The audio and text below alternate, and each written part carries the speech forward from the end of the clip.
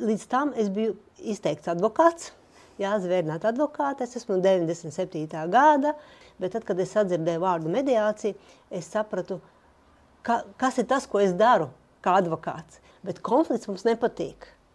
Tātad kaut kas ir pa vidam, kas samaina domstarpības par konfliktu, un tās ir negatīvās emocijas.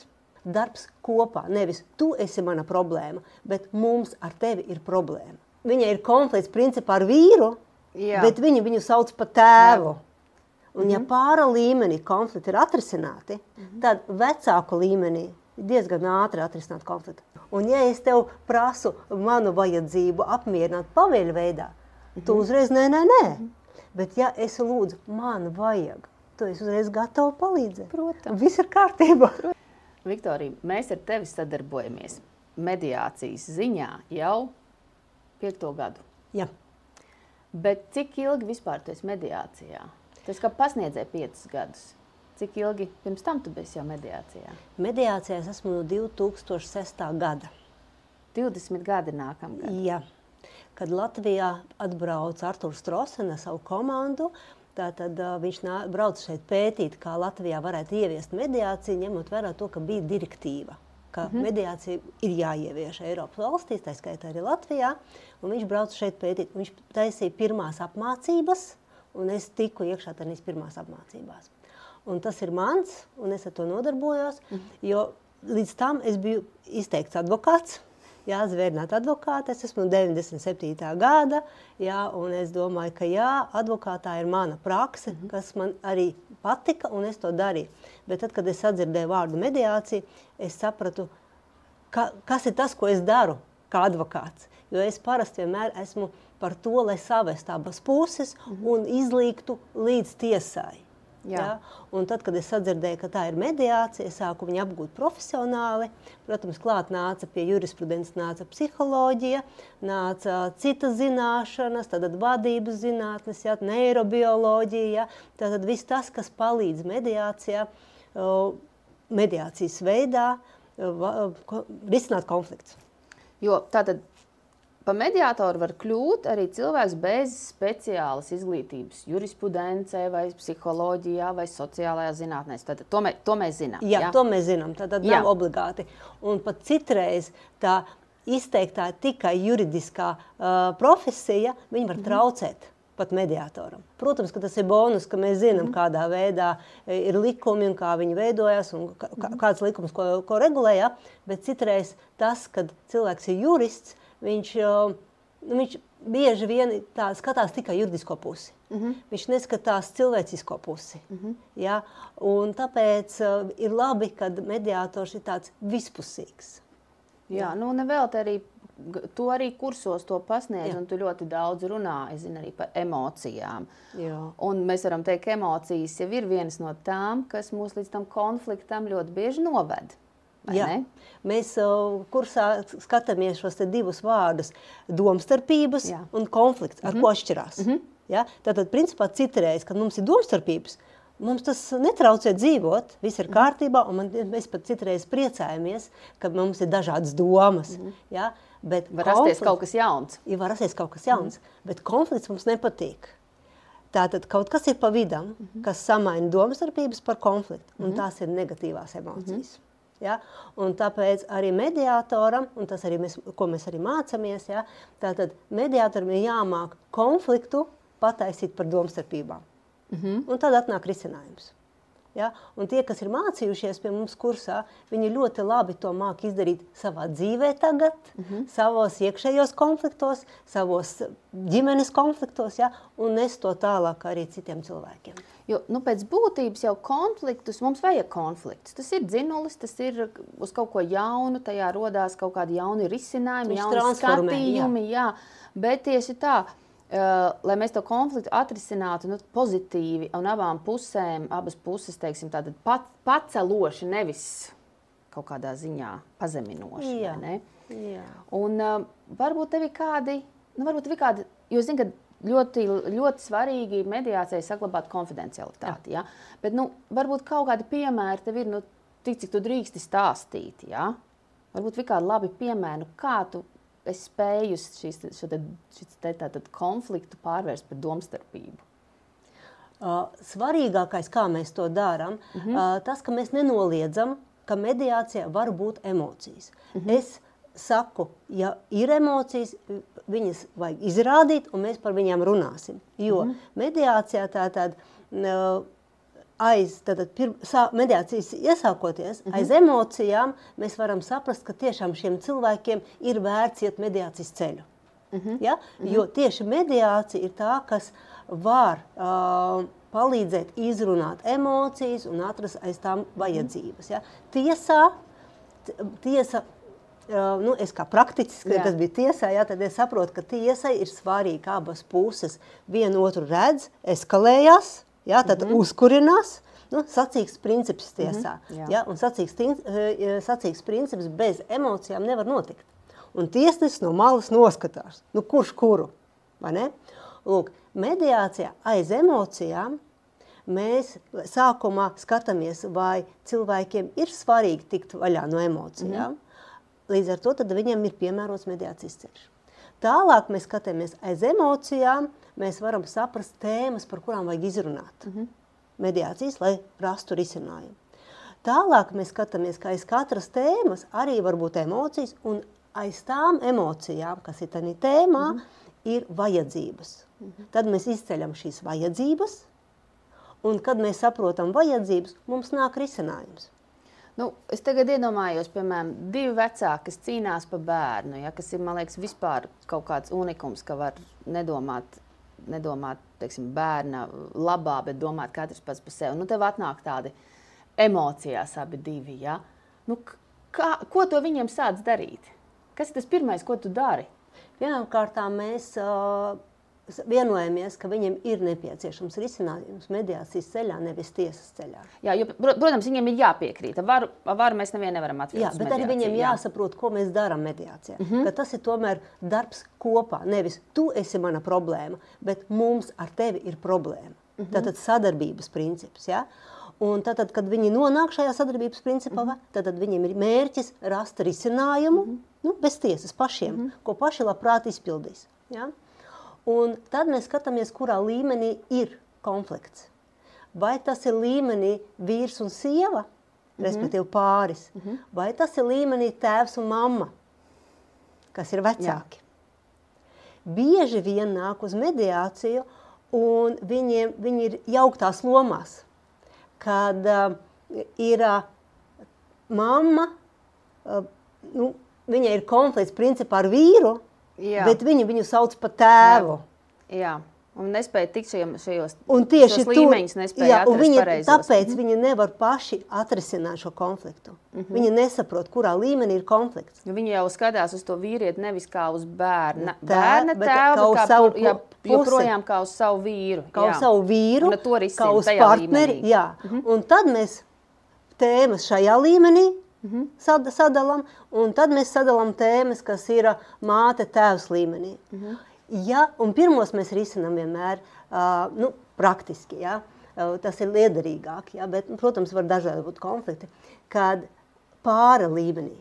Un ja pāra līmenī konflikti ir atrisināti, ir nākusi sapratne. Ja, cilvēki ir sapratuši, kāpēc ir tā rīkojušies, kas ir apakšā, kādas tur ir vajadzības. Ja, un par to varēja vienoties, tad vecāku līmenī diezgan ātri atrisināt konfliktu.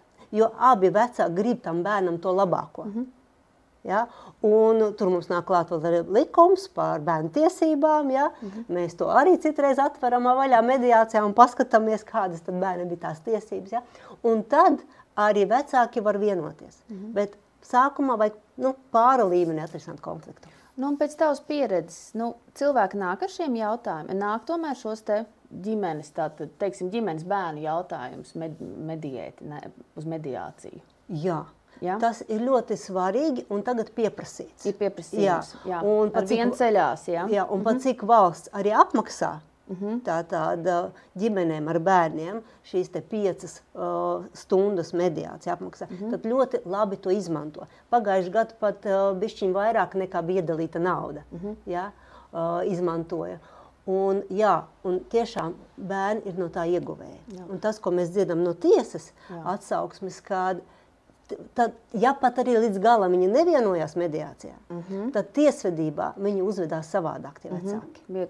Vieglāk, konstruktīvāk, ja? Viņi vairāk domā jau par bērnu, jo pāra attiecības jau ir izrunātas. Jo būtībā, es saprotu, šīm 5 konsultācijām var nākt, tad arī netaisās šķirties. Jā, jebkuri jautājumi, kas skar bērna intereses. Nu, un visi jautājumi, kas ir ģimenē, tad skar bērnu intereses. Līdz ar to, ja ģimenē ir bērns, tad jebkurš jautājums skar. Nu, vienīgi jāsaka tas, ka valsts apmaksā tās mediācijas, kas tiek kārtotas pie certificētiem mediatoriem. Jā, nu tā jau ir cita, tas ir, protams, tas ir cits, tas ir tīri tāds jau praktiski dabas jautājums. Jā. Un pastāst, kas ir iniciatori nākt pie mediatora? Vai tās tomēr ir vairāk sievietes, vai tie arī ir vīrieši, nu, un cik lielā mērā, kādu tu redzi šo tendenci? Jo mēs arī kursos redzam, ka ir kursi, kuros ir 2-3 vīrieši, ir kuros nav, bet protams, tā tendence ir kā arī tie mediātori vairāk ir vīrieši. Vien vairāk tātad ir vīrieši, arī mediātori. Latvijā ļoti interesanti, ļoti pārsvarā mediātori sievietes. Es zinu, ka citās valstīs, citās valstīs vīrieši ir ļoti līdzsvaroti ar sievietēm mediātori. Ja? Lūk, bet interesants jautājums tavs par to, kas uzrunā mediāciju, ir tas, ka manā praksē ir tas, ka ļoti līdzīgi, gan sievietes, gan vīrieši. Un man jāsaka, ka beidzamā laikā bieži vien vīrieši vairāk, biežāk uzrunā to mediāciju, jo sievietes laikam vairāk tomēr iet pie psihologa un iet uz pāru terapiju.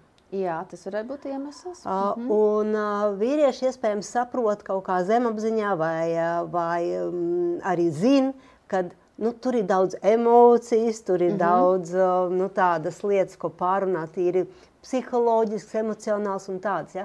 Un mediāciju viņi uztver par tādu konstruktīvu sarunu. Un viņiem tas vairāk patīk. Jo iespējams iemesli ir tas, lai gan, protams, iet pāri terapijā, tur arī terapeitam ir jābūt neitrālam. Ja? Bet tie, kas zina, viņi zina, ka mediātoram ir jābūt neitrālam. Jā, tas varbūt ir tas, kas nospēlē to lomu, ka tieši arī, ka vīrieši vairāk griežās. Jā, tieši tā, jā. Un mediātors ar savu neutralitāti, viņš nenostājās nevienā pusē, ne otrā pusē, jā. Un līdz ar to viņš tiešām ir neitrāls. Un es esmu dzirdējusi no vīriešiem tādu atziņu, kā jums tas izdodas, jūs saprotat abus divus. Es saku, tas ir princips, savādāk nevar būt. Ja? Lūk, un beidzamā laikā vairāk uzrunā vīrieši. Es tieši tev gribēju jautāt, kā tu spēji, ja tu varbūt tev šķiet kaut kā iekšēji, ka tai vienai pusē ir vairāk varbūt tā taisnība nekā otrai pusē. Kā tu spēji sevi šo te visu apstrādāt un kā tu spēji sevi tātad noturēt šajā neutralitātes pozīcijā? Pirmkārt, katram savu taisnību. Patiesība ir viena. Šie cilvēki viens otru ir atraduši. Tātad viņi zina, kāpēc viņiem bija vajadzīgs tieši šis cilvēks tajā mirklī, kad bija tās labās attiecības. Ja? Un līdz ar to viņi zina, ko viņi grib darīt tālāk. Es nezinu. Es vados tikai no tās informācijas, ko viņi man stāsta. Tajā brīdī stāsta. Un menedžēju to informāciju, lai viņiem abiem diviem ir skaidrs, ko viņi saka. Ja? Tāpēc mediātors nesaka, kā viņiem dzīvot. Līdz ar to tāpat kā psihoterapeits. Man nav jānostājas viena vai otra pusē. Man ir jāsaprot, ko viņi abi divi grib. Un ja es saprotu, ko viņi abi divi grib, tad viņi arī viens otru saprot. Un tad risinājums atnāk. Ja? Tieši tas, ja es nosvārstos, konflikts eskalējās. Ja es pieņemu, kā abi labi un abi grib to, ko viņi grib, un viņiem vienkārši jāvienojas, kā viņi to īsteno, lai abiem diviem ir labi. Ja? Tad arī risinājums atnāk. Ja? Tieši tā mana nenosvārstīšanās, viņa ir tas, kas virza uz to risinājumu. Ja? Tur arī tev emocijām pašai ļoti daudz jāstrādā tomēr ir. Tā, lai tu tā kā emocionāli nenosvārstītos. Ne, es zinu, ka abiem diviem ir sava taisnība, ja, un es zinu, ka viņiem katram ir sava vajadzība. Ja, un runa iet par viņu dzīvēm, par viņu izvēli, nevis par manēju. Man emocijas nav tajā brīdī. Kaut gan bija ļoti interesants gadījums tāds. Nu, beidzot, es tā gribu, ka kaut kādu mazliet gadījumu no tevis tomēr dzirdēt. Cik drīkst teikt, jā. Jā, tā tad bija gadījums. Pāris nāca šķirties. Un mēs jau sākām runāt, tad ceļā uz šķiršanos, tad ja grib pie notāra tikt, tad vajag atrisināt 4 jautājumus, tad bērnu dzīves vieta, tad uzturlīdzekļu bērnam, saskarsmē bērnu, ja, un kopmanu sadalu. Mēs virzamies pamazām pa šiem jautājumiem, un tad kaut kādā brīdī es dzirdu, ka puses vairāk nav tik ļoti drošas par to, ka grib šķirties.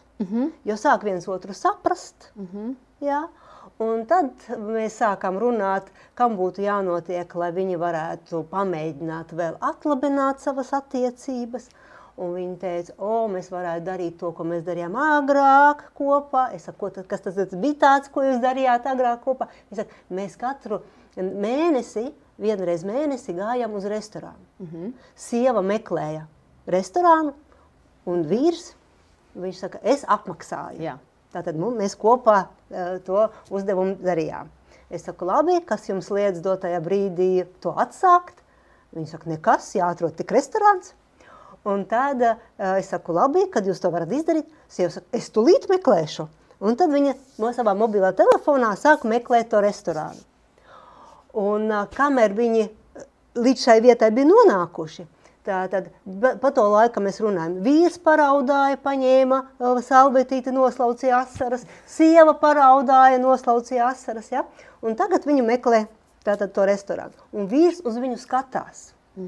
Un es skatos uz viņiem abiem diviem. Un, zini, tanī brīdī, kad es ieraudzīju to vīra skatu uz to sievieti, es pilnīgi tā kaut ko gaidīju. Kaut kas bija tāds, ka tūlīt kaut kam bija jānotiek. Un tad sieva pacēla acis un arī ieraudzīja vīra skatu. Un tanī brīdī es sajūtu, ka man tā ir asara. Un es sapratu, ka tā ir prieka asara. Un tad es verbalizēju skaļi, un tagad es varu paņemt salvetīti. Ja? Es akcentēju, ja? Un pāris bija ļoti priecīgs par to, ka es viņus tā pieņemu, ka es jūtu viņiem līdzi. Ja? Un tad mediātors nav arī tāds, pilnīgi bez emocijām cilvēks. Ja? Bet emocijas mēs emocijas izmantojam mediācijā kā instrumentu. Ja? Gan kaut ko saprast, gan virzīt uz priekšu sarunu, ja? Gan arī paust kaut ko liederīgu, kas var palīdzēt. Šī gadījumā mēs varētu teikt, ka tam pārim tas konflikts tomēr radīja kaut kādu izaugsmi dzīvē. Jā, protams. Tātad izaugsmi, viņi iemācījās sadzirdēt, ja? Caur sadzirdēšanu viņi saprata, kāpēc negāja, un izvēlējās pamēģināt vēlreiz. Jo ir bērni. Bērnu dēļ ir vērts. Dažreiz. Jā. Nevienmēr, bet dažreiz jā. Nu, labi. Tātad savā ziņā tu kā mediātors, tu esi arī skolotājs. Vai ne? Tiem cilvēkiem, kas pie tev satnāk, arī tiem pāriem, jo mums ir vairāk par pāriem. Tu esi kā mediātors un arī cits profesionāli mediātori spēj tātad nolikt šīs privātās emocijas, arī aizvainojumus. Kas tavā pieredzē varbūt bijis tas, kad tieši tā kā tiem cilvēkiem iemācīt, kas nāk pie tevis, nolikt malā to aizvainojumu un atvērties tam konflikta risinājumam, tam kaut kādas izejas saredzēšanai. Jo ļoti bieži tas ir aizvainojums, kas kādēļ nespēja to solīt pretī viens otram padoties. Interesants jautājums, jā. Protams, ka mēs to mācāmies ar mediācijā, un cilvēki, kas iziet mums kursu, tad viņi pēc tam arī savās ģimenēs ir pavisam savādāki, savu darbu kolektīvā ir pavisam savādāki, uzvedās un viņiem prasa, kas ar tevi notiek, kāpēc tāds savādāks esi kļuvis. Bet ideja ir tāda, ka aizvainojums ir emocija, vai ne? Un aiz katras emocijas stāv neapmierinātā vajadzība. Ja mēs ļaujam neko nedarīt sev, kamēr tā emocija kļūst tāda apjēdzāmāka, atpazīstamāka, un tad mēs aiz tās varam sev patiesi atbildēt, kādu vajadzību tātad šī emocija parādīja. Tanī brīdī jau mēs sākam konstruktīvi domāt par situāciju un par izēju no šīs situācijas. Tātad vienkārši ir jāsaprot, kad aiz emocijas slēpjas vajadzība. Un cik lielā mērā tas otrs cilvēks tātad izprot to vajadzību, cik lielā mērā tu pats spēj nokomunicēt, cik tev tā vajadzība ir būtiska. Ir svarīgi nevis kā mēs komunicējam par šo vajadzību. Jā, arī. Jā, un mēs komunicējam un stāstam par savu vajadzību vēstījumā. Jā. Bez kritikas. Jā. Jā, tad man vajaga, es gribu, vai tu lūdzu varētu. Jā. Jā? Nevis tu esi ne tāds un ne šitāds, jā, bet man vajaga. Jā, nevis tu dari tā un tā, tu esi tāds un tāds, bet tā ir kritika. Es vēlos, man vajag to, lai tas būtu tā vai tā, vai ka tas būtu tā vai tā izdarīts vai un cik saredzēts. Jā, un cik dīvaini būtu, ka mums katram cilvēkam ir iekšā vajadzība otram palīdzēt. Un tā ir vajadzība, kas mums dod ļoti, ļoti labas emocijas. Šī vajadzības apmierināšana, tas ir viens būtībā no dopamīna avotiem. Un ja es tev prasu manu vajadzību apmierināt pavēļu veidā, tu uzreiz nē. Bet ja es lūdzu, man vajag, tu esi uzreiz gatava palīdzēt. Protams. Viss ir kārtībā. Protams. Ja? Tāpēc vienkārši ir divas lietas. Jāmāk atšifrēt vajadzība un jāmāk viņu pajautāt vēstījumā, bez kritikas uz otru cilvēku. Un tad taps dots. Un komunicēt pozitīvi. Tieši tā, pozitīvi bez... Jo tā balss tonis, tas kā pasaka, kādiem vārdiem, vārdu izvēle, tas jau arī tik daudz nozīmē. Tur apakšā ir tā Maršala Rozenberga tāds teorija par nevardarbīgo komunikāciju, ja? Jo vardarbīgā komunikācija sanāk tad, kad mēs vērtējam situāciju, tad mums ir doma, ka tas ir slikti, mums ir stratēģija, kam būtu jānotiek, lai tas būtu labi, un tad notiek pavēle. Bet ja mēs vērojam situāciju, vērojam, kāda man vajadzība dotajā brīdī netiek apmierināta, un lūdzam otram cilvēkam, vai viņam ir iespēja manu vajadzību apmierināt, tā ir nevardarbīga komunikācija, un tā dara tikai visiem labu. Un tieši man patīk, ka tu teici, vai ir iespēja, nevis tev tas ir jādara. Tas ir tavs pienākums. Pienākums ir pavēle. Jā, vai pavēle. At ko atšķirās lūgums no pavēles? Ka mēs pavēles veidā nosakam, tad mēs vispār nepieņemam, ka būs atteikums. Bet ja mēs lūdzam, mums jau galvā ir tas, ka var arī nesanākt. Kas ir tas, tagad atnāk pie tevis divi cilvēki, kas ir konfliktā, ka tu redzi, kas ir tas, ko viņi nepareizi dara? Kas ir tas pirmais, ko cilvēki konfliktējot dara nepareizi? Tas nepareizais ir tas, ka cilvēki nepaprasa sev vai no sākuma nepadomā, kāds ir mērķis šim konfliktam. Ja? Tātad, ja konfliktam ir mērķis, tad viņš būs konstruktīvs. Ja konfliktam mērķa nav... Vai tas ir apslēpts īstenībā? Kaut kur tas dziļais mērķis ir kaut kāds... Ja mēs to neapzināmies, tad viņš būs nekonstruktīvs. Tāpēc mediācijā mēs uzliekam sākumā uzsvaru uz to, priekš kam mēs ejam šo ceļu, priekš kam mēs risinām konfliktu. Tad priekš kam ir konflikts. Un citreiz nemaz nevajag konfliktu risināt, jo konflikts var būt attiecību nesošā konstrukcija. Un ja mēs viņu atrisinām, attiecība vairs nav. Un citreiz cilvēki konfliktē tikai tāpēc, lai būtu kopā, jo savādāk viņi nespēja.